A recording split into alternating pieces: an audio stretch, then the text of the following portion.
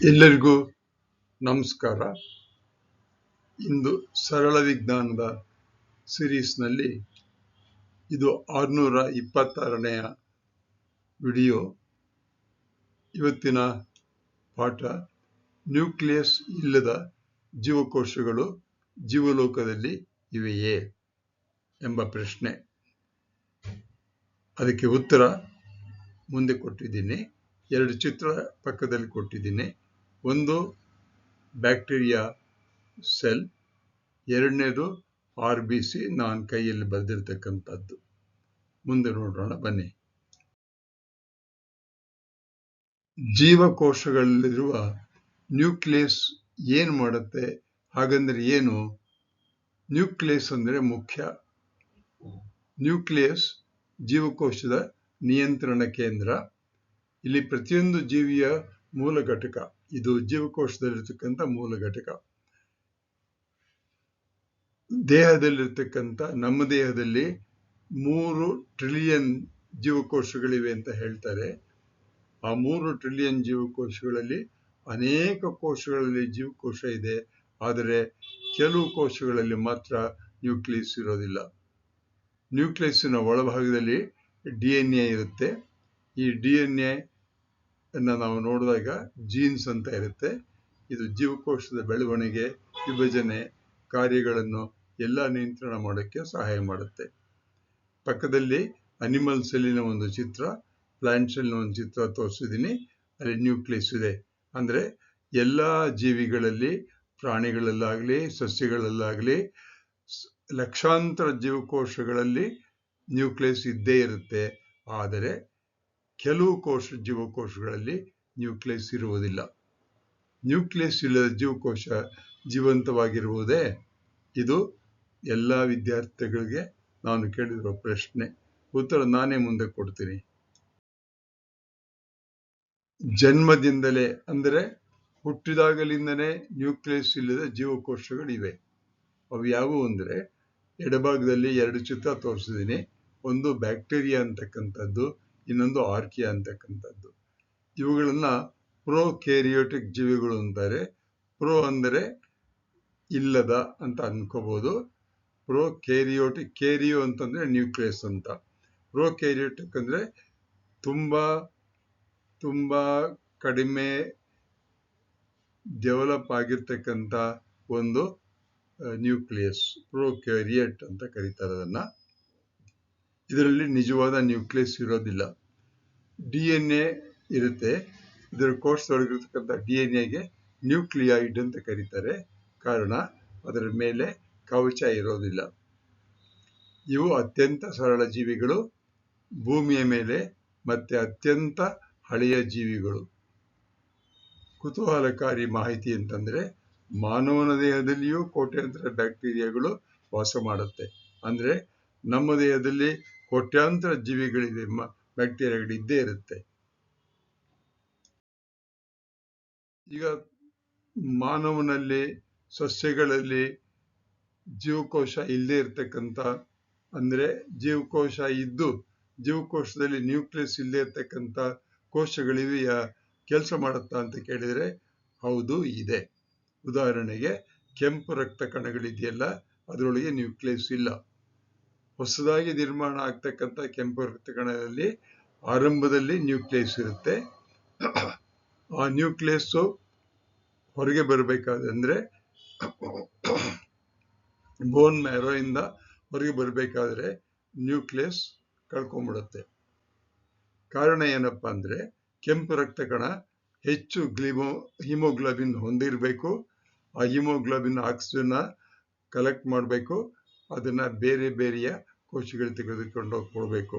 ಆದ್ದರಿಂದ ಈ ಕೆಂಪು ರಕ್ತ ಕಣ ಪ್ರೌಢಾವಸ್ಥೆಗೆ ಬರುವ ಸಮಯದಲ್ಲಿ ನ್ಯೂಕ್ಲಿಯಸ್ನ ಕಳ್ಕೊಂಡ್ಬಿಡುತ್ತೆ. ಆದರೆ ಕೆಂಪು ರಕ್ತ ಕಣಗಳ ಒಂದು ಜೀವಾವಧಿ ಇದೆಯಲ್ಲ, ಅದು 120 ದಿನ ಮಾತ್ರ, ಅದರ ಮೇಲೆ ಇರೋದಿಲ್ಲ. ಆದರೆ ನಮ್ಮ ಕೋಶ ನ್ಯೂರಾನ್ಸ್ ಅಂತ ಹೇಳ್ತೀವಲ್ಲ, ಅದರಲ್ಲಿ ಫಾರ್ ಎಕ್ಸಾಂಪಲ್ ನ್ಯೂರಾನ್ ನಲ್ಲಿ ನಾವು ಹುಟ್ಟಿದಾಗಲಿಂದ ಸಾಯೋ ತನಕ ನ್ಯೂರಾನ್ ಇರುತ್ತೆ. ಆದರೆ ಕೆಂಪು ರಕ್ತ ಕಣ ಮಾತ್ರ ಪ್ರತಿ 120 ದಿನಕ್ಕೆ ಅದು ಹೋಗ್ಬಿಟ್ಟು ಹೊಸದಾಗಿ ಉತ್ಪತ್ತಿ ಆಗುತ್ತೆ. ಇದೊಂದು ಅತ್ಯಂತ ಮುಖ್ಯವಾಗಿರ್ತಕ್ಕಂಥ ವಿಚಾರ. ಇದನ್ನು ನೀವು ಗಮನದಲ್ಲಿಟ್ಕೋಬೇಕು. ಇನ್ನೂ ಒಂದು ಆಶ್ಚರ್ಯಕರವಾದ ಸಂಗತಿ ಅಂದ್ರೆ ಸಸ್ಯಗಳಲ್ಲೂ ಸಹಿತ ನ್ಯೂಕ್ಲಿಯಸ್ ಇಲ್ಲದ ಜೀವಕೋಶಗಳು ಕೆಲಸ ಮಾಡ್ತಾ ಇರುತ್ತೆ. ಉದಾಹರಣೆಗೆ ಇಲ್ಲಿ ಚಿತ್ರ ತೋರಿಸಿದ ಎಡಗಡೆ ಕೆಂಪು ಮತ್ತೆ ನೀಲಿ ಬಣ್ಣದ ಎರಡು ಇದೆ, ಟ್ಯೂಬ್ ತರ ಇದೆ. ಕೆಂಪು ಬಣ್ಣದ ಟ್ಯೂಬ್ ಇದೆಯಲ್ಲ, ಅದು ಫ್ಲೋಯಂ ಅಂತ ಕರಿತೀವಿ ನಾವು. ಫ್ಲೋಯಂ ಅಂತಕ್ಕಂಥದ್ದು ಇದೆಯಲ್ಲ, ಆ ಫ್ಲೋಯಂ ಇರತಕ್ಕಂಥ ಕೋಶಗಳು ಸೀವ್ ಟ್ಯೂಬ್ಸ್ ಅಂತ ಕರೀತಾರೆ. ಅದರೊಳಗೆ ನ್ಯೂಕ್ಲಿಯಸ್ ಇರೋದಿಲ್ಲ, ಕಳ್ಕೊಂಡ್ಬಿಡುತ್ತೆ ಬೇಗ ಅದು. ಇದು ಆಹಾರವನ್ನ ಎಲೆಗಳಿಂದ ಸಸ್ಯದ ಇತರ ಭಾಗಗಳಿಗೆ ಸಾಗಿಸುತ್ತೆ. ಅಂದ್ರೆ ಮೇಲೆ ಆಹಾರ ಉತ್ಪತ್ತಿಯಾದರೆ ಕೆಳಭಾಗದಲ್ಲಿರ್ತಕ್ಕಂಥ ಎಲ್ಲಾ ಕೋಶಗಳಿಗೂ ಆಹಾರ ಬರಬೇಕಾದರೆ ಈ ಸೀವ್ ಟ್ಯೂಬ್ ಮೂಲಕ ಬರಬೇಕು. ಸೀವ್ ಟ್ಯೂಬ್ ನಲ್ಲಿ ನ್ಯೂಕ್ಲಿಯಸ್ ಇದ್ರೆ ಆಹಾರ ಸಾಗಣೆ ಆಗೋದಕ್ಕೆ ತೊಂದರೆ ಆಗುತ್ತೆ ಅಂತ ಈ ಕೋಶಗಳ ಮಧ್ಯೆ ಜಾಗ ಇರೋದಿಲ್ಲ, ಹಾಗಾಗಿ ನ್ಯೂಕ್ಲಿಯಸ್ ಇರೋದಿಲ್ಲ. ಪಕ್ಕದಲ್ಲಿ ಈ ಸೆಲ್ಗಳ ಪಕ್ಕದಲ್ಲಿ ಸಣ್ಣ ಕೋಶಗಳಿವೆ, ಅದಕ್ಕೆ ಕಂಪ್ಯಾನಿಯನ್ ಸೆಲ್ಸ್ ಅಂತ ಇದೆ. ಅಲ್ಲಿ ಕೆಂಪು ಚುಕ್ಕೆ ತೋರಿಸಿದೀನಿ ನೋಡಿ, ಅದು ಕಂಪ್ಯಾನಿಯನ್ ಸೆಲ್ ಅಂತ. ಅವುಗಳಲ್ಲಿ ನ್ಯೂಕ್ಲಿಯಸ್ ಇರುತ್ತೆ. ಆ ಕಂಪ್ಯಾನಿಯನ್ ಸೆಲ್ಸು ಈ ಸೀವ್ ಟ್ಯೂಬ್ನ ಕೋಶಗಳಿಗೆ ಕೆಲಸ ಮಾಡೋಕ್ಕೆ ಸಹಾಯ ಮಾಡುತ್ತೆ. ಇವುಗಳಿಗೆ ಅಂದ್ರೆ ನ್ಯೂಕ್ಲಿಯಸ್ ಇಲ್ಲದಿದ್ರೂ ಸಹಿತ ಇದು ಜೀವಂತವಾಗಿ ಕೆಲಸ ಮಾಡ್ತಾ ಇರುತ್ತೆ. ಸಹಾಯ ಮಾಡುವ ನೆರೆಯ ಕೋಶ ಕಂಪ್ಯಾನಿಯನ್ ಸೆಲ್ ಇಲ್ಲ ಅಂದ್ರೆ ಏನಾಗ್ಬೋದು ಅಂತ ನೀವೇ ಯೋಚನೆ ಮಾಡಿ. ಇಲ್ಲಿ ಒಂದು ಸಣ್ಣ ಪಟ್ಟಿಯನ್ನು ಕೊಟ್ಟಿದ್ದೇನೆ. ಜೀವಕೋಶ ನ್ಯೂಕ್ಲಿಯಸ್ ಅಂತ ಕೊಟ್ಟಿದ್ದೀನಿ. ಜೀವಕೋಶ ಅಂದ್ರೆ ಬ್ಯಾಕ್ಟೀರಿಯಾ, ಆರ್ಕಿಯಾ ಆಗ್ಬೋದು, ಮಾನವನ ಪ್ರೌಢ ಕೆಂಪು ರಕ್ತ ಕಣ ಆಗ್ಬೋದು, ಸಸ್ಯದ ಸೀವ್ ಟ್ಯೂಬ್ ಆಗ್ಬೋದು, ಉಳಿದ ಬಹುಕೋಶಗಳಾಗ್ಬೋದು. ಇವೆಲ್ಲ ಇನ್ನು ಕೊಟ್ಟಿದ್ದೀನಿ ನಾನು.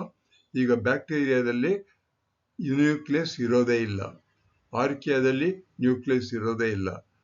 ಮಾನವನ ಪ್ರೌಢ ಕೆಂಪು ರಕ್ತ ಕಣದಲ್ಲಿ ನ್ಯೂಕ್ಲಿಯಸ್ ಇರುತ್ತೆ, ಆದರೆ ಅದು ಪ್ರೌಢ ಕಣವಾಗುವ ಸಮಯದಲ್ಲಿ ನ್ಯೂಕ್ಲಿಯಸ್ನ ಕಳ್ಕೊಳ್ಳುತ್ತೆ. ಸೀವ್ ಟ್ಯೂಬ್ ಅಷ್ಟೇ, ಫ್ಲೋಯಂ ನಲ್ಲಿರ್ತಕ್ಕಂಥ ಸೀವ್ ಟ್ಯೂಬ್ನಲ್ಲೂ ಮೊದಲು ನ್ಯೂಕ್ಲಿಯಸ್ ಇರುತ್ತೆ, ಆಮೇಲೆ ಹೊರಟೋಗುತ್ತೆ. ಆದರೆ ಉಳಿದ ಎಲ್ಲಾ ಕೋಶಗಳಲ್ಲಿ, ಜೀವಕೋಶಗಳಲ್ಲಿ ನ್ಯೂಕ್ಲಿಯಸ್ ಇದ್ದೇ ಇರುತ್ತೆ. ನ್ಯೂಕ್ಲಿಯಸ್ ಇಲ್ಲದೆ ಇರತಕ್ಕಂಥ ಜೀವಕೋಶಗಳು ಅಂದ್ರೆ ಬಹಳ ಕಡಿಮೆ. ಜೀವಲೋಕದಲ್ಲಿ ನ್ಯೂಕ್ಲಿಯಸ್ ಇಲ್ಲದ ಜೀವಕೋಶಗಳು ಇವೆ, ಆದರೆ ಬಹಳ ಕಡಿಮೆ. ಇಲ್ಲಿ ಮೇಲೆ ಹೇಳಿದ್ನಲ್ಲ ಅವು ಮಾತ್ರ. ಪ್ರಕೃತಿಯ ಪ್ರತಿಯೊಂದು ಜೀವಕೋಶವನ್ನು ಅದರ ಕಾರ್ಯಕ್ಕೆ ಅನುಗುಣವಾಗಿ ರೂಪಿಸಿದೆ. ಇದೇ ಒಂದು ಮಹತ್ವ. ಪ್ರಕೃತಿಯನ್ನು ಅರ್ಥ ಮಾಡ್ಕೊಳ್ಬೇಕು ಅಂದ್ರೆ ನಾವು ಅನೇಕ ಪ್ರಶ್ನೆಗಳನ್ನು ಕೇಳ್ತಾ ಇರಬೇಕು. ಇಲ್ಲಿ ಪುನರಾವರ್ತನೆ ಮಾಡೋದಕ್ಕೋಸ್ಕರ